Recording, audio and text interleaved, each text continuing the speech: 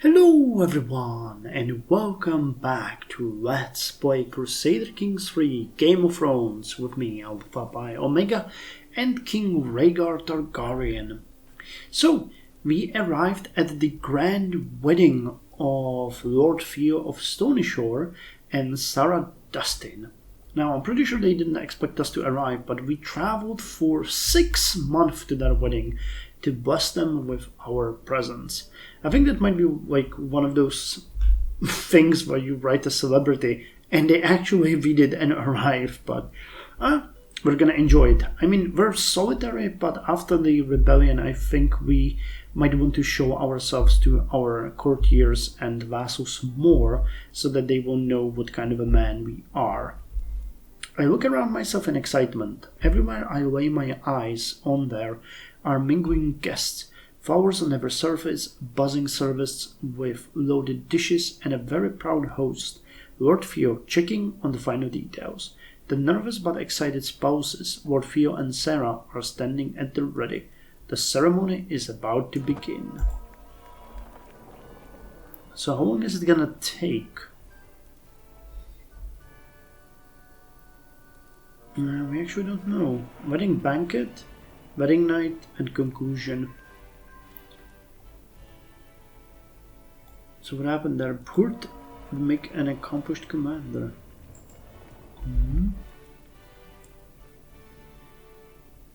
Sarah Dustin gained some prestige. 6 days hour. Cassandra lost some stress. The ceremony has finally reached its climax.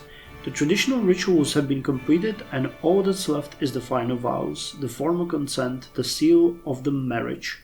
As both Lord Theo and Lady Sarah say "I do," the crowd starts cheering and we all stand witness to the becoming of their life together. How exciting!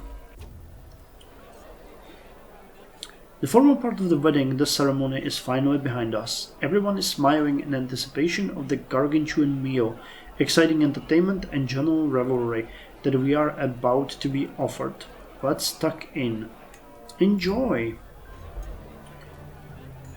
As one of the plate of food is replaced by next, my caravan leader Iolor goes on and on about tome collection, and that was how I salvaged that mess. Are you sure I'm not boring you, my lord? No, please go on. You had interesting conversation for 10 years. Why don't we talk more about you instead? No, do go on. I'd like to hear more about restoring tomes. Inspiration realized. My lord, my beneficiary Arana approaches me with a wide grin, sweat dripping down her forehead, and soot smeared across her face. I have toiled over the forge many days and nights, but finally my work is done. She presents me with an object wrapped in cloth, and as I unveil what is hidden within, my eyes grow wide. A long spear of masterful craftsmanship. The wrought iron head has been etched to feature different Balaurist motifs, and then mounted on an elegant oak shaft that has been inlaid with boar tusk. Wow, it's an illustrious weapon. Prowess +4. Oh, that is really nice. This is lovely. And for that, we are going to... Oh, we don't have the money. But we are going to award you later. Once we get the money. Every wedding banquet is host to a frankly interminable number of speeches, some long, some short, some honest, some deceptive, rolling up and down the hall, punctuating every course of the feast in waves. As my turn nears, I am left wondering, should I consider the happy couple or focus on the festivities? After all, it's easy for double meaning to get lost for most in the sea of words. Praise the happy couple as expected, praise the party. You gain 75. Awkwardly sit back down without saying anything. You lose 80 stress because you are solitary. Let's praise the couple as expected. Featuring exotic treats, elaborate culinary artworks, and rich covers with richer scents, the banquet's chefs have gone all out for the wedding. Near my seat, both Lord Medgar and Lord Gareth share their opinions about the spread. Ah, it's all so beautiful, nods Medgar, a perfect melange of form and taste. I'm having a good time, Gareth whines. I just think things could have gone a little further to be the best. I think I'm on your side, Meager. Gareth has the right idea. Nod along without paying attention. Nod along without paying attention.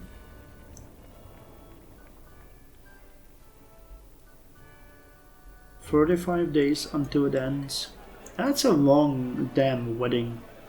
Shimmering, shining. The banquet hall is dressed in a riot of colors, scents, and sights. Only the very rarest fabrics and flowers are absent from the garb. Near my seat, both Lord Medgar and Lord Gareth share their opinions on the decorations. I don't know how you can love all of this, chortles Medgar. Look at the lengths that we're gone to. Ceremonies are important, and this is still part of the ceremony, Gareth snorts. It should have been bigger, better, prettier, all of it. Don't get involved.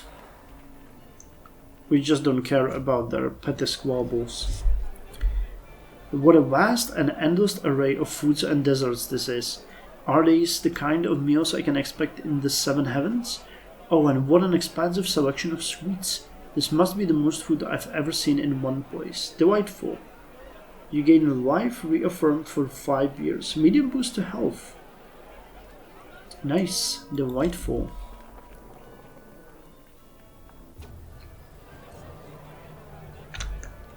Every feast, there's always one. Every single feast. One long-winded, ill-born peasant cornering people who just won't be silent. This time it's Junsilla, and she's deeply confusing. Her words clearly make sense to her, but they sound almost entirely unconnected to me. It's been half an hour of trying to figure out what my part in the conversation is. I'm going to scream. Gently exit the conversation. Okay. Shut up. Begin snooty for 15 years. That's very interesting. 4% we gain 1 intrigue, and you gain approachable for 15 years. Grin and bear it. Gently exit the conversation. We gained a diplomacy perk. Thoughtful, benevolent, firm hand, befriend or groomed. Groomed to rule. Children receive 1 to 3 extra skill points. I don't know if that actually works. Or does it? Oh yeah! Nice, okay. Rhaegar increases diplomacy by 2. Rhaegar Targaryen increases martial by 1. Valerian increases martial by 1. Ryle increased her learning by 3. Actually, can we find you a spouse? Because this is... You're gonna get much older soon, and... I would like... Carl of the North. Relevance. William Tarley. Lord Benchgot of Strong Song. Rhineland Roars. Loudon Vans. Small John of Last Lands. Tarley. House Tarley. Callous, honest, trusting, vengeful. Someone who would be nice to her. Generous, diligent, sadistic. Nope. Humble, content, brave, and honest. Okay, I think Leonard Royce is a good choice. We want this... Oh, he's not gonna accept. Why? House Royce. Okay, so let's not get him then. I guess that might be because of the level. So what if we went with someone who is a really good knight? Can we find someone who is a really good knight? Admiral Alastair Callous? No. Stubborn, gluttonous, deceitful? No. Someone who is nice. Zealous Roof? No. Chaste? Actually, who is deceitful, zealous, paranoid? Content? Paranoid. So let's search for someone who is zealous. You are zealous and paranoid and ruthless. I don't like the ruthless, and I don't think Ryle would like that either. But let's look for some zealous characters. Ruthless, gluttonous, solitary. Someone who would be... Okay, sort by trait, gender, claim. Would it work like this if we go with zealous? Okay. So who do we have here? We know we don't want that guy. Brave, humble, and zealous. That could work. Zealous, forgiving, and callous. But is there someone who would be also paranoid?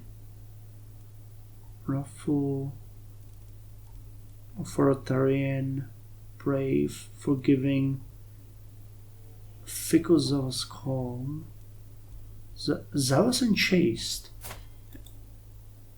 You are content. Okay, not chaste. Zealous, calm, and deceitful.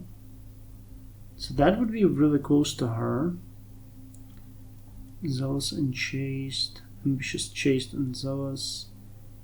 Zealous, callous. No. I'd like to find someone who is really close to her, so she would understand each other. Zealous and trusting. Zealous and brave. Zealous and wrathful. Content and zealous. Okay, that's also a match of two.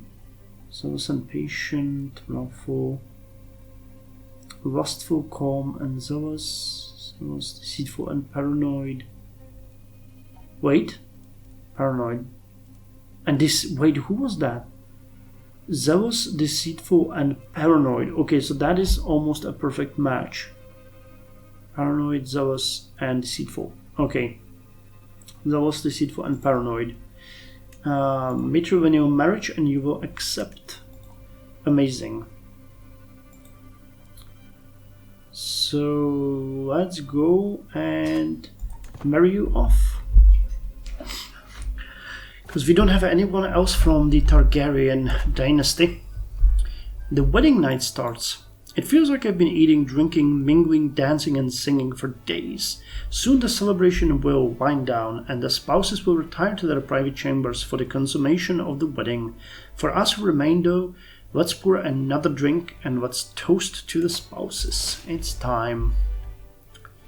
To the handsome Rhaegar, I accept your marriage proposal. Okay. So,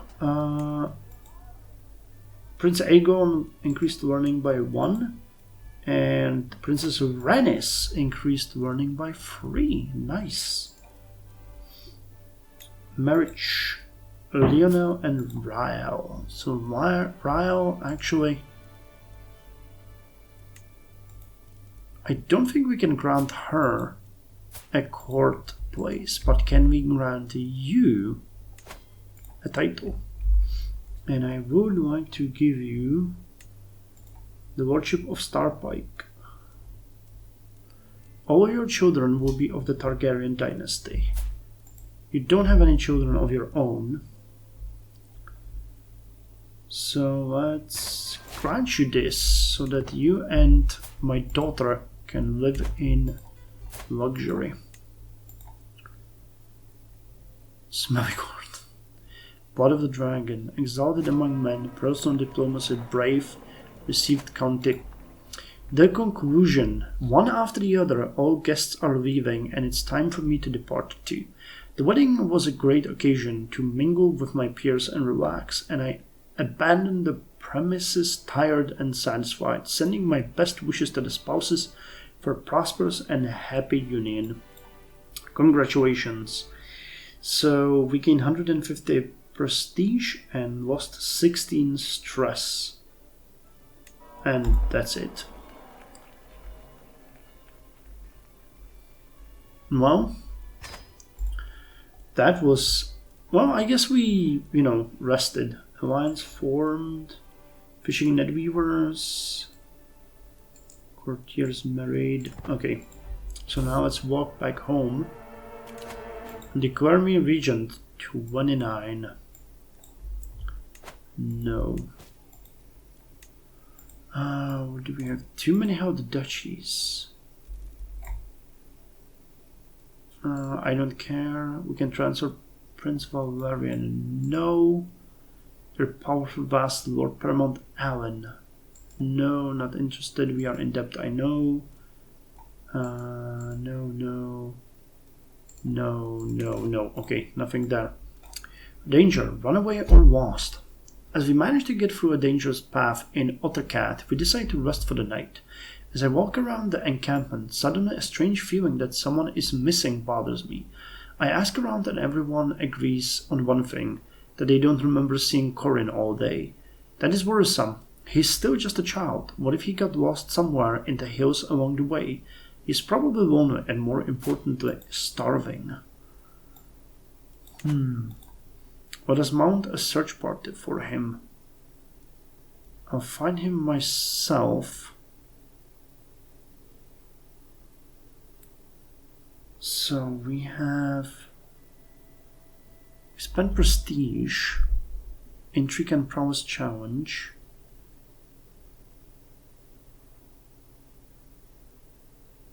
Or we end up ill.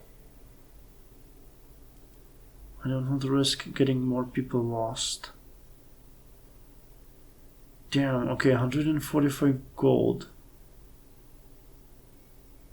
Corin grows closer to forming a rivalry with you.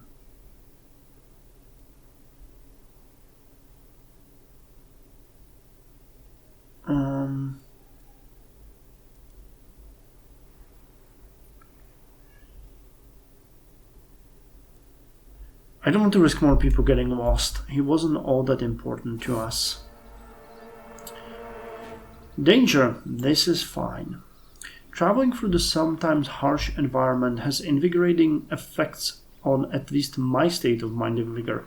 As I glance over at Aelor, however, he does not appear to be doing quite so good. His movement is labored, his breathing heavy, and spontaneous bursts of coughing ripple through his body. Clearly he is not well. We should let him rest and recover fully. We delay by 21 days. Was it the trait ill? I think I know a cure. Okay, let's let him rest and recover. Sorry for the sudden skip. My daughter woke up, so I had to put her back to sleep. Now, where have we ended? I think we are on our way back, from the grand wedding that we went through, and I think we lost our wolf boy, haven't we? Most likely. Okay, so let's continue marching back home. We are delayed by a fair amount of days because that's it. We let the one of our entourage members was ill, so we let him recover. Danger, tempting fruit. Our road takes us through treacherous parts of the Red Branch. While I scan for any dangers ahead, a rustling bush grabs my attention. Could it be a wild animal? As I brace myself for impact, Lilbald jumps out of the bush instead, holding a plant. You scared me, Lilbald. Anyway, let me see what you have here. Some kind of fruit? I exclaim. Yes, it looks and smells so delicious. I wonder what it tastes like. Maybe I'll take just a little bite? Hold on, what if it's poisonous? You grab the plant and toss it away. A rash appears where the plant has touched. Or we gain 100 lifestyle experience. Or what about eat it? We can let him eat it. He gained unknown plant bliss. Pedagogy. Corin increased martial by 1. Wait, what? He is still with us?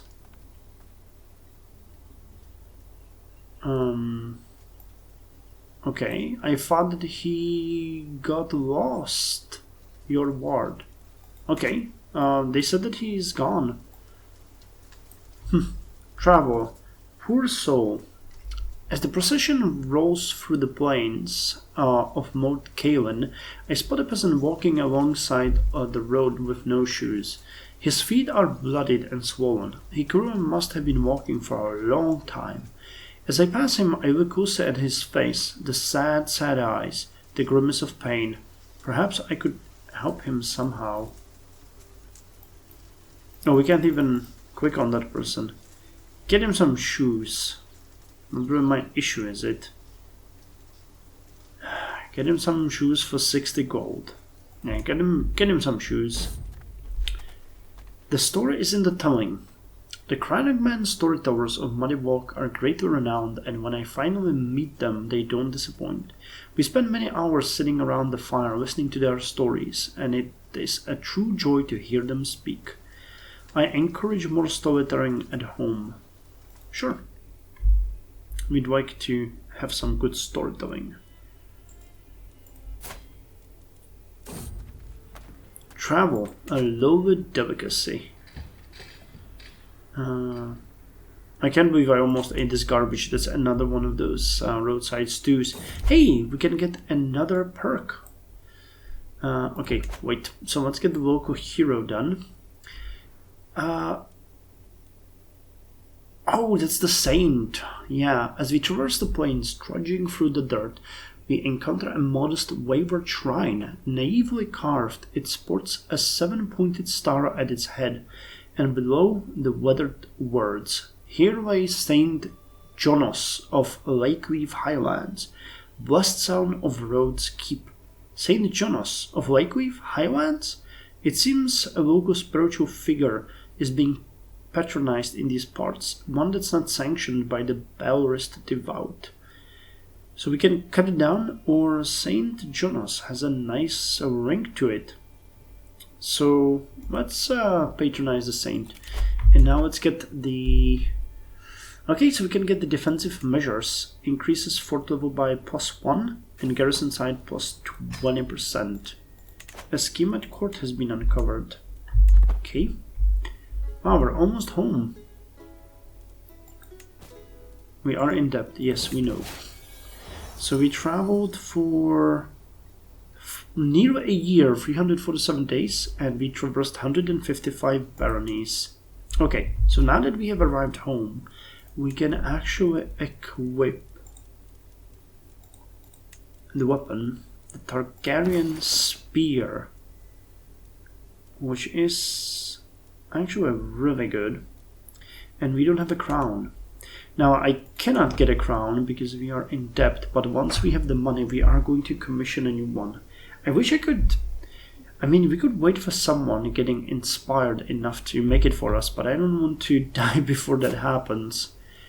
It kind of sucks we haven't had that one done, but alas, we have the spear that is both our crown and our weapon. New acquisitions.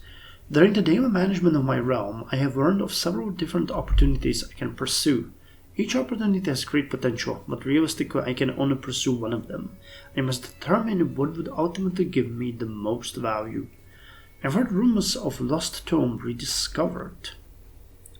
Lord Ufor could use help managing his holding. Securing those trade deals will fill my treasury. Oh, 565 gold. Let's get the Lost Tome. We get Masterwork, Book, Prestige. Building Construction Crown is lowered and Stewardship Lifestyle Experience is increased. Secret Letter Lost. Okay, not sure what that one is all about, but let us display this book.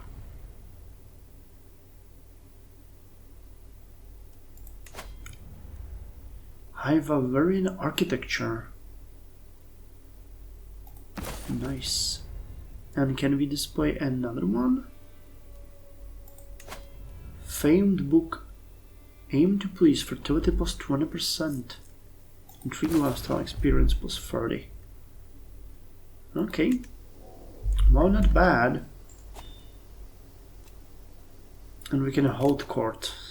Oh, okay. Let's hear the petitioners. The whole throne falls silent as my vassal Lord Ronnet enters triumphantly, followed by two struggling servants who are dragging a chained bear. Smiling proudly, Ronnet exclaims, "My lord, I present you a gift worthy of the mightiest ruler in the world. This magnificent beast was hunted in the forest of Brushmill, and now I offer it to you as a symbol of my devotion and your unparalleled power. Thank you, I really need a new carpet." The animal is killed for its hide. Indeed, a mighty bear for a mighty ruler. We get a pet monster. Or this looks dangerous and smelly. Indeed, a mighty beast for a mighty ruler. Gory Borders. Lady Paramount Maurice of the North claims that the High Lordship of Flintsfinger, held by Prince Valerian of Flintsfinger, and sworn directly to you, is part of their de jure territory, and it is the best interest of the realm for you to return it to their fold. She further states that Prince Valerian is not even the rightful Lord of High Lordship of Flintsfinger, and rather House Flint held it for many years in a good faith, sworn to the Lord Paramountcy of the North.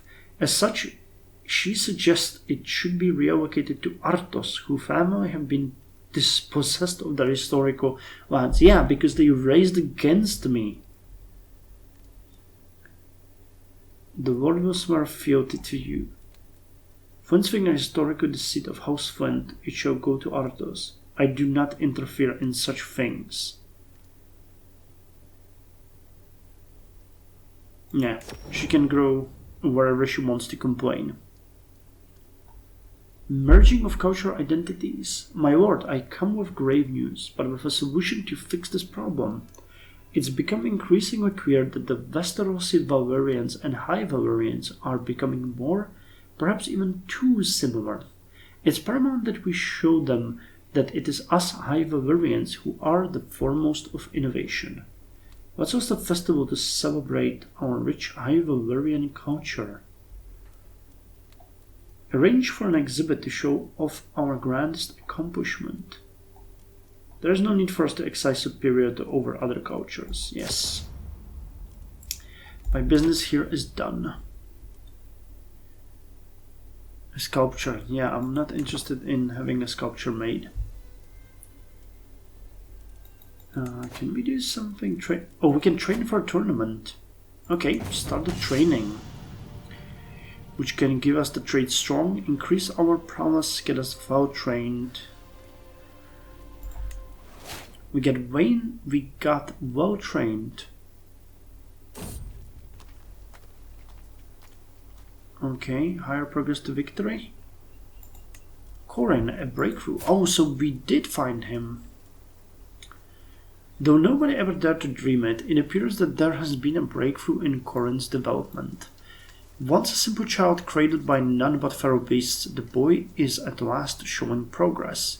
Corin speaks in complete sentences and plays with other children his age, as if he had always been one of them. Today, after our usual lessons, he even asked me to be his father. What a triumph.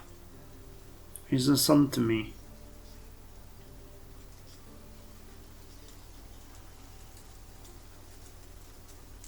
But a triumph. He loses non-verbal and feral. No, we are not going to adopt him. But he lost his... It's actually pretty good. He's 8, so that's not bad. The hardest part of ruling. By their very nature, ting meets can often be extremely boring. If tempers don't flare and no one gets dramatic, then it's just a long list of low-ranking freemen discussing petty affairs and standing out in the rain. Yet, as a king, I am required to be there. Growing older every second, watching the men of King's Landing talk each other to death, wishing for a war to save me from this living hell. Must stay awake. I could be doing such useful things with time. Daydreaming about books. This is pointless. I'm taking a nap. Well, must stay awake. And we can declare the war on these guys, and we still can't do it for some reason. Well, anyway, I think this is enough for this episode. I'm having fun. I hope you guys are as well. We are 51 now. But as our wife, Queen Lyanna, is 44, I do not believe we are going to see another child. But, you know, she has done us good. She gave us 5 children. And that is more than we could have expected from her. And she has been the... Okay, let's send her a poem. About mourning. No, about romance. That is more than we can say for any other wife that we could have had. So, thank you very much for joining me, and I'll see you in the next episode with more stories of King Rhaegar.